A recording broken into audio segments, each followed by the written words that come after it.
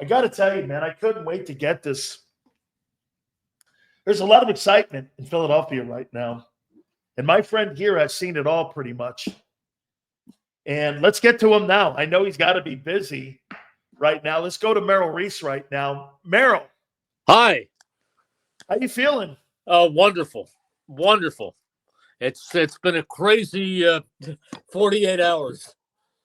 Merrill, what was it like the final couple minutes of the Super Bowl for you when the game was over pretty much by really halftime? You know, everyone was assuming, but the way that they had, how about this, Merrill? They had more points on the board than the Chiefs had in total offense, 23 yards. That game was relatively over at the half, but when the minutes were ticking off and you were watching this just absolute destruction of an Andy Reid Chiefs team, what were you thinking throughout the broadcast? Well, I was thinking, Dan, just how good this Eagles team is. I was thinking that it was the greatest Eagles team in modern history, without a doubt. I was thinking that I had just seen a magnificent. I was really feeling that this team was everything you could have hoped for, and that finally maybe people would begin to realize that Jalen Hurts is every bit an elite quarterback. It is the greatest Eagle team in history, in your opinion. Yeah, and I don't count the 48-49 No, team. no. That was How about the Super Bowl era? It's the greatest team in the Super Bowl. Yeah, it positively is. Positively the best Eagles team in the Super Bowl era and one of the great teams, period, in the Super Bowl era. Because now you validate what they've been doing the last 4 years. 2 NFC championships, Merrill, a Super Bowl now, all the winning. It just absolutely, because to validate anything in our league, you got to win championships. You just can't win games. And that really did that. And I made this comment about, you brought up Jalen, and I said this. I've never put him up there like that, but now there's no question about it, Merrill. If you mention Lamar Jackson, Josh Allen, Justin Herbert, Joe Burrow, Patrick Mahomes, if you're leaving his name out, then you're not really looking at what the resume is. He's got 2 NFC championships. He's 6-3 in the postseason now.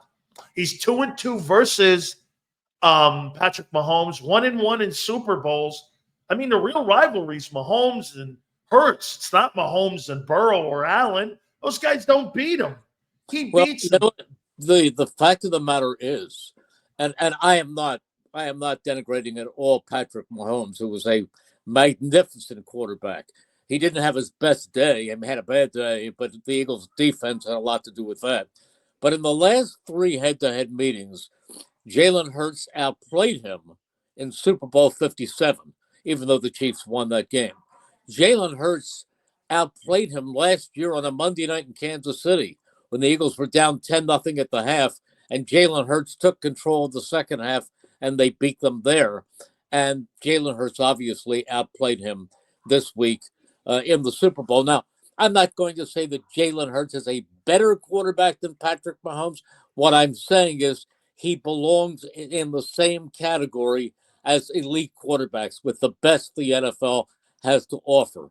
There are a lot of people, I heard people say he doesn't have an NFL arm.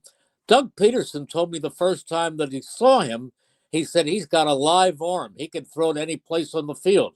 He's got great deep touch, great. And he can throw with all the velocity with which you have to throw. And he's a leader. He's a leader. He's a dedicated guy. He's no nonsense. He's not. Bill Parcells used to say, do you remember the thing that Bill Parcells says, I don't want celebrity quarterbacks? No, he's really not a celebrity quarterback. He's not going to be the reincarnation of a Broadway Joe or one of the quarterbacks who was in every commercial, although he'll probably do a ton of them this offseason. But he's really not a big public personality.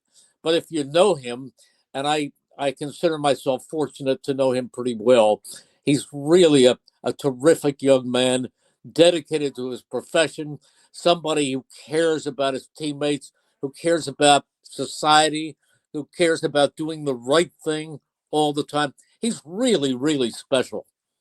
How about this too, Merrill? that has to be one of the greatest performances I've ever seen in Super Bowl play by a defense, the way that they just absolutely just took apart that Chiefs team. I compared it to the Bears Super Bowl when the Bears beat New England, but that was pre-salary cap. And I even said this, Gang Green may have the most talented defense in Eagle history, but that is the most accomplished defense in Eagle history for what they did to that Chiefs team and how well they played the entire year. The 91-92 Gang Green defense, I think they were number one in the league. This team was also number one. But, Merrill, that had to be the greatest defensive performance that you've seen in a long time by an Eagle defense. It was.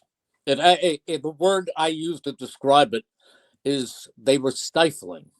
They really were stifling. There was, I mean, at the end, Mahomes, in my opinion, seemed really rattled. He But I don't was. blame him.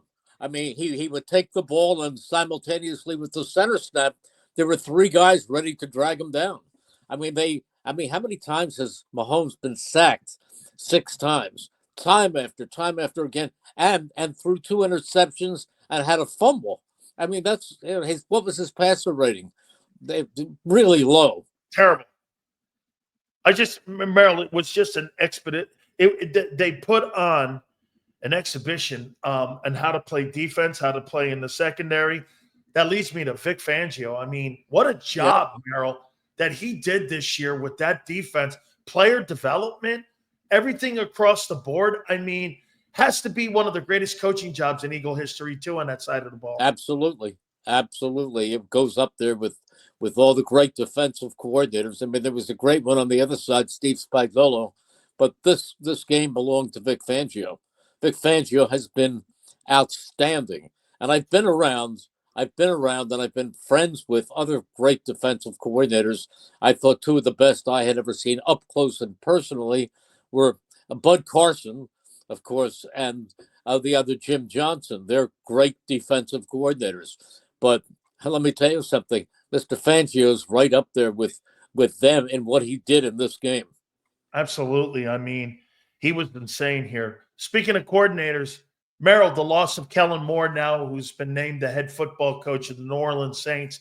This is now the 9th coordinator change now for Jalen Hurts in 8 years, going back to his college days. I mean, the one organization that you might feel comfortable with is because this is how they deal with it, and this is what they've dealt with by bringing in these coordinators. But the impact that you think it has, because, I tried explaining this, just because you have the same playbook, that doesn't mean the guy reading the same playbook is going to have the same voice in the quarterback's ear. That's going to be a transition too. Will it be slow, fast? Will it take a little time? May not take any time. No one knows yet and how that's going to look. How much of an impact do you think that is moving into the offseason now, another coordinator? Look, it's an important position. There's no doubt about that. But Jalen Hurts is a guy who really works with a coach.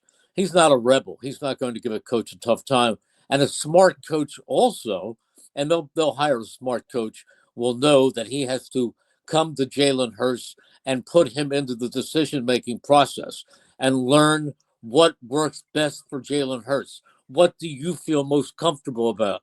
What do you think we should do in the third quarter if we're down by 14 points? Really, really access his inner thoughts and his knowledge. And I think Jalen Hurts is a very cooperative guy. He's not going to be tough to deal with. He wants to win. That's all he wants to do. Now, the name I hear, and it's just a natural assumption, is that there's a good chance it'll be Kevin Patullo, who is the Eagles passing game coordinator. And he and Jalen know each other well. They've worked together a lot. And just to slip into the OC chair, I don't think would be that big a disruption. No, I think that's probably what they're going to do. They're going to make a move into that and just want to have some stability there from the coaching staff. Let me throw this one at you with Howie Roseman. Is this his best year, you think, assembling this team? Or how about this, Xander? A GM can't be gauged on 1 year. He's got to be gauged over about 4 years in what a team looks like, because you can't get a good sense of what a player is for 3 years. You got to see what the player looks like. You develop them. then these last 4 years with Howie Roseman, he's been in the building since 2000. I mean, this is his best era right now and his best time. And he's only gotten better as a coordinator now. I mean, as a general manager, and his impact has been enormous in this franchise. Yeah. He has really done an amazing job. He's been executive of the year, I believe, after Super Bowl 52. And I don't know if they voted for it or named it yet. And there are other people who have done great jobs elevating teams that were far less significant going into the season than the Eagles were. But look what he brought in this year. Look at the drafting of two guys, one in the first round and trading up to get the other one second in the second round. The picking of Quinyon Mitchell and Cooper DeJean. That's a great draft right there. And then he got other guys like Jalix Hunt. And then he signed some free agents. Now it's a combination of Howie and the coaches. So he brings in Zach Baun, and Zach Baun comes in as probably he'll do some outside edge rushing, and he'll play some special teams. And Vic Fangio says to him, I want you to get inside. Get inside in the middle. You're an inside backer. And from there on in, he just thrived. He was always making a play, and I think it's fitting that he had a big interception in the Super Bowl. But he was either coming up with a pick, a forced fumble, or a sack. Zach Baun is the defensive player of the year, or should be. And I'll tell you something, Vic Fangio had a lot to do with not only teaching him and educating him, but finding the place that was best fit for his talent. Andy used to say all the time, got to do the best job I can to put a player in a position to succeed. And that is exactly what Vic Fangio did. I'd be remiss if I didn't bring the owner up. I mean, since 1994 now, he now has, if not mistaken, 11 NFC titles, East titles. He's got 4 conference championships. He's got 2 Super Bowls now. He's got 19 playoff appearances since 1994. I mean, you could say what you want about Kraft or what have you. Now that the Eagles now put themselves in that conversation, if not in the top 3 of the best ownership groups and the best franchises, it's got to start with him. I mean, he allows Howie to have that bankroll where he can pay the players up front, but that owner, he keeps the bank open for the general manager to do his job, and he's made great hires at head coach. I mean, think about it. Who would have thought this? I mean, in your wildest imagination, you won 2 Super Bowls without Andy Reid as your head coach.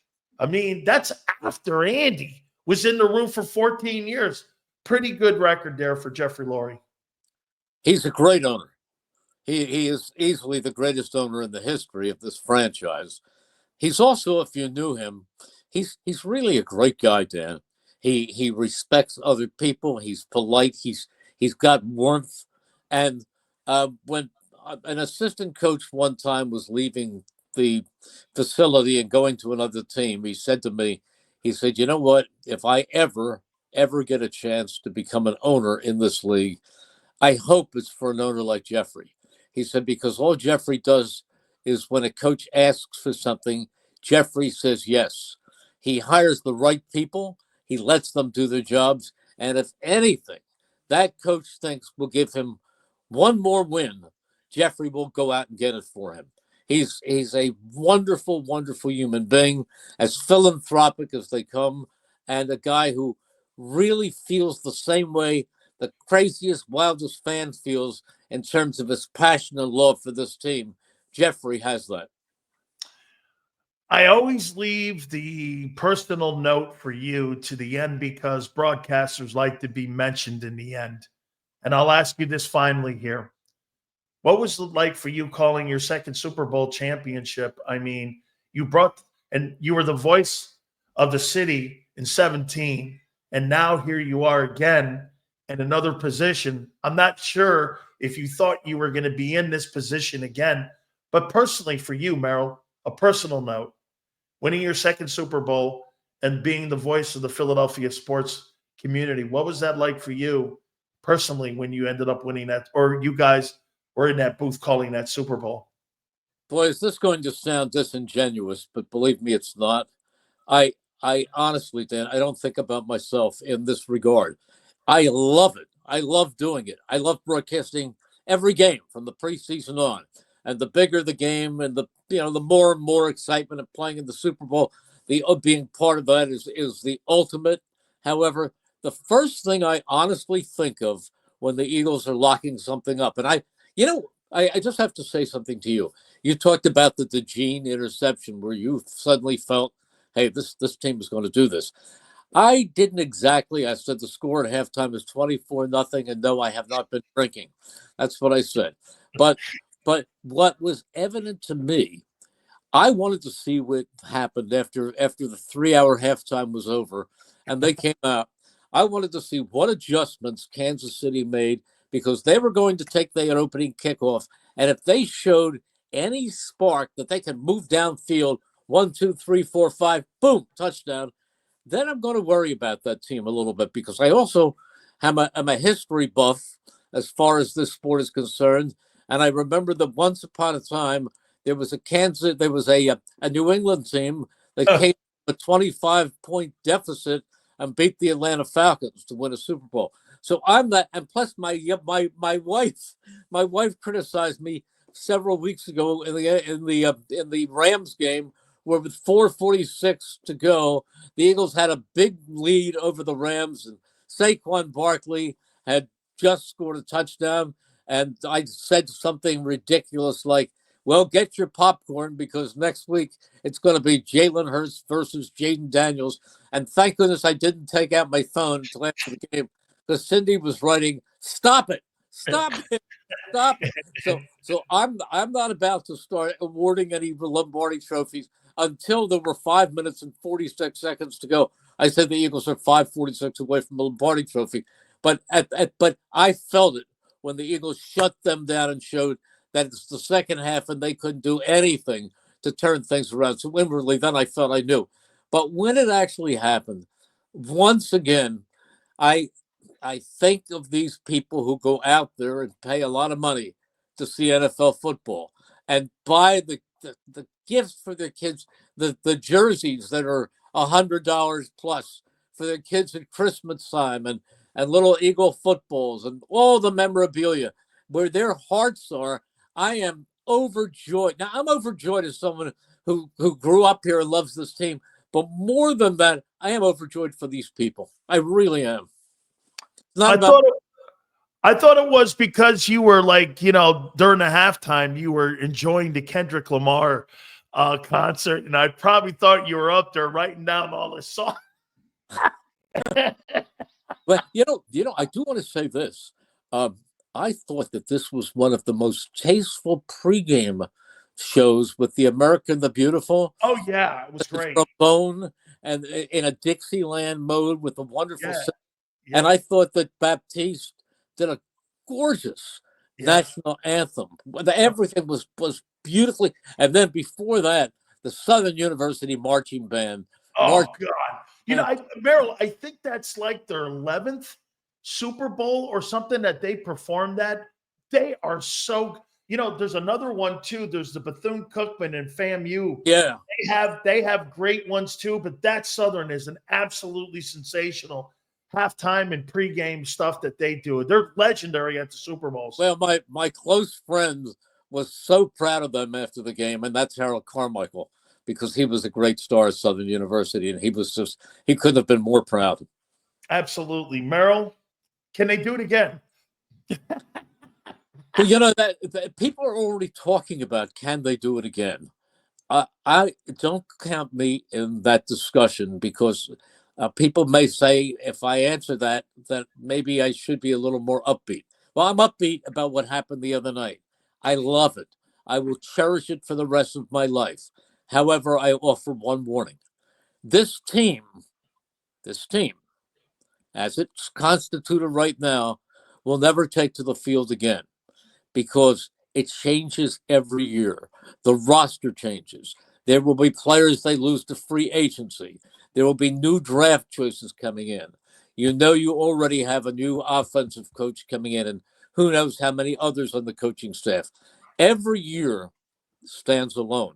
Now, keep in mind that the only person on this starting team on offense who's over 30 is Lane Johnson. And the only player starter on the defense who's over 30 is Darius Slay. So there's youth on this team. There's good coaching. There's an elite quarterback. And there's a coaching staff that is outstanding. Those bode very, very well for the immediate future of this team. But again, we have no crystal ball. We have no guarantees. So it's not a fait accompli. They have to go out next year and earn it. As I always say, don't worry about September. That's an extension of the preseason. But from there on in, they have to show what kind of a football team they have and how good they'll be at this point, and with what changes they'll make, nobody knows. They will be competitive. They will be good. But repeating a year like this is awfully, awfully high in terms of the bar that you have to reach. Absolutely. The man now that has a eagle ring for every finger on a hand. He's got 5, 2 Super Bowl championships. Holy cow, you're going to start looking like Brady and Michael Jordan now, throwing up your jewelry. You're going to be Merrill Bling Reese. You know, I wear them for special occasions, and I wear them when people want to see it, but I don't really wear them every day. They're only for special occasions, because when I put that big ring on my hand and somebody says, "Hi, Merrill," and shakes hands, it kills my knuckles. Oh, wow. Merrill, thank you so much. I really appreciate it. Congratulations on a great year broadcasting as the voice of the Eagles. We love you so much here, man, and thank you for always taking time for me. Thank you, my friend. Thank you, Dan. Have a good night. You got it. Our good friend, Merrill Reese. Another championship for Merrill Reese. All right. Guys, you were spectacular today. Please do me a favor.